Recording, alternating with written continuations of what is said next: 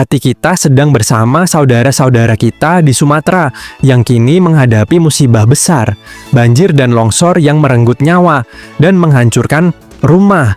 Dari lubuk hati terdalam, kami menyampaikan belasungkawa yang mendalam atas bencana yang terjadi.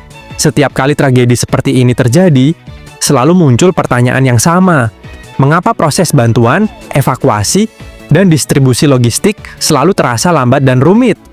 Mengapa seolah ada jeda waktu yang krusial antara bencana terjadi dan bantuan pemerintah tiba di garis depan? Apakah ini karena kekurangan dana, sistem yang rumit, atau masalah geografi? Video ini akan membedah secara jujur mengapa negara kepulauan kita yang rawan bencana ini seringkali terlihat gagap dalam fase-fase kritis penanganan bencana. Indonesia adalah salah satu negara paling rawan bencana di dunia. Kita hidup di atas cincin api Pasifik dan memiliki ribuan pulau, menjadikannya rumah bagi gempa, tsunami, letusan gunung berapi, banjir, dan longsor. Masalahnya, kerawanan ini seharusnya membuat kita menjadi negara yang paling siap dan responsif.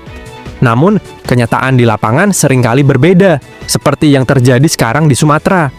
Penanganan bencana yang lambat bukan hanya masalah teknis, tetapi juga masalah kemanusiaan dan kepercayaan publik. Waktu adalah nyawa, dan setiap jam keterlambatan dapat berarti hilangnya korban jiwa. Memahami akar masalah ini, mulai dari birokrasi, koordinasi antar lembaga, hingga infrastruktur, adalah langkah penting untuk mendesak perbaikan sistem secara fundamental. Kita akan membedah hambatan struktural yang menyebabkan lambatnya respons, agar kedepannya cerita tentang keterlambatan tidak lagi menjadi plot twist yang menyedihkan dalam setiap tragedi. Hambatan terbesar yang dihadapi Indonesia adalah geografi itu sendiri. Kita bukan negara kontinental, kita adalah negara kepulauan yang membentang luas. Ketika bencana terjadi di wilayah terpencil, seperti pedalaman Sumatera yang kini dilanda longsor dan banjir, atau pulau-pulau kecil di Maluku, logistik menjadi mimpi buruk. Jalan darat sering terputus, pelabuhan dan bandara terdekat mungkin lumpuh, dan jalur komunikasi mati. Distribusi bantuan tidak bisa hanya mengandalkan truk. Ia membutuhkan transportasi laut, udara, dan bahkan berjalan kaki. Biaya dan kompleksitas logistik ini sangat besar. Mengirimkan tenda, makanan, dan tenaga medis dari pusat ke titik bencana membutuhkan rantai komando yang sempurna, dan kegagalan pada satu titik saja dapat menyebabkan keterlambatan berhari-hari. Tantangan geografis ini seringkali menjadi kambing hitam yang sah, tetapi juga menunjukkan kurangnya stok kesiapan regional yang memadai. Di Indonesia, respons bencana melibatkan banyak pemain. BNPB, Badan Nasional Penanggulangan Bencana, sebagai koordinator utama, TNI Polri, Kementerian Sosial, Kementerian Kesehatan, dan tentu saja BPBD, Badan Penanggulangan Bencana Daerah di tingkat provinsi, kabupaten. Masalah utamanya adalah birokrasi yang kompleks dan koordinasi yang tumpang tindih. Seringkali ada tarik ulur kewenangan atau perbedaan prioritas antara pusat dan daerah, atau bahkan antara BPBD dengan TNI. Proses pengambilan keputusan, siapa yang memimpin evakuasi, anggaran mana yang dipakai, dan siapa yang boleh mengirimkan bantuan terlebih dahulu, harus melalui banyak lapisan persetujuan, dan ini memakan waktu yang sangat berharga.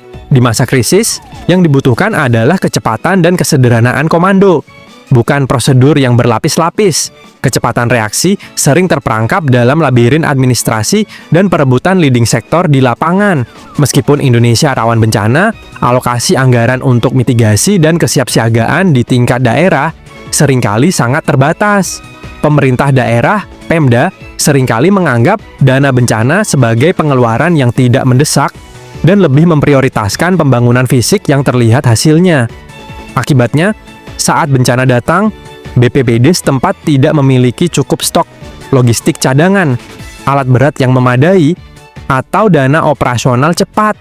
Mereka harus menunggu kucuran dana darurat dari pusat atau provinsi, yang mana prosesnya pasti lambat.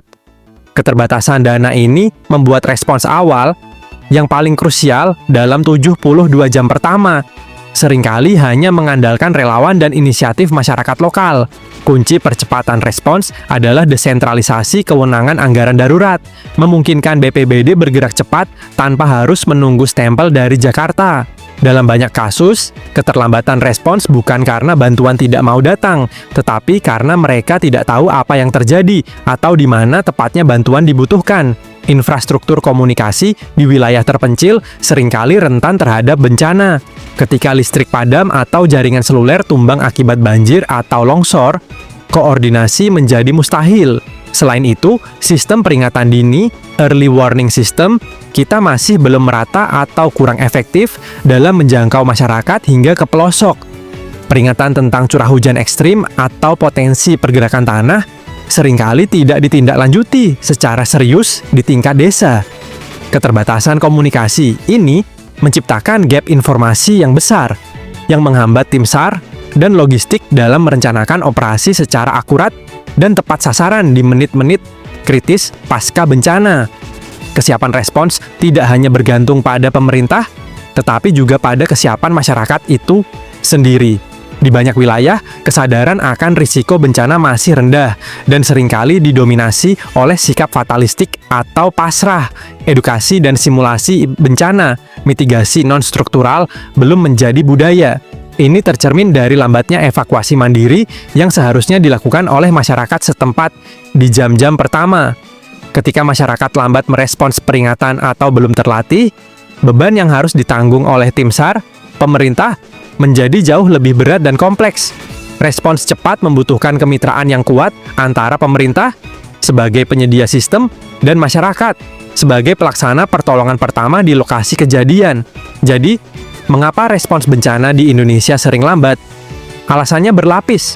Pertama, geografi kepulauan yang membuat distribusi logistik sangat sulit dan mahal. Kedua, birokrasi yang tumpang tindih di antara banyak lembaga yang terlibat. Ketiga, keterbatasan anggaran daerah untuk kesiapsiagaan dan stok cadangan. Keempat, infrastruktur komunikasi yang rentan dan sistem peringatan dini yang belum optimal. Dan kelima, aspek budaya dan rendahnya kesiapan masyarakat dalam evakuasi mandiri.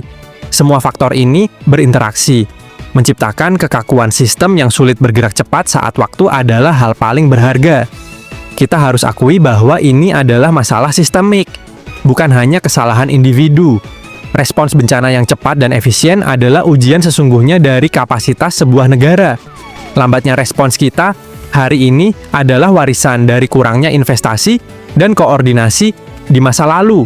Namun, di tengah bencana, kita selalu melihat kekuatan yang tak terkalahkan, semangat gotong royong dari masyarakat dan relawan yang selalu menjadi garda terdepan. Mereka adalah hero sejati yang mengisi kekosongan sistem. Mari kita dorong pemerintah untuk belajar dari setiap tragedi yang terjadi. Kita harus beralih dari fase reaktif menjadi proaktif. Semoga saudara-saudara kita di Sumatera diberikan kekuatan. Mari kita pastikan bahwa di bencana berikutnya, kita tidak akan lagi membahas soal keterlambatan. Sampai jumpa, dan mari kita jaga lingkungan dan sesama.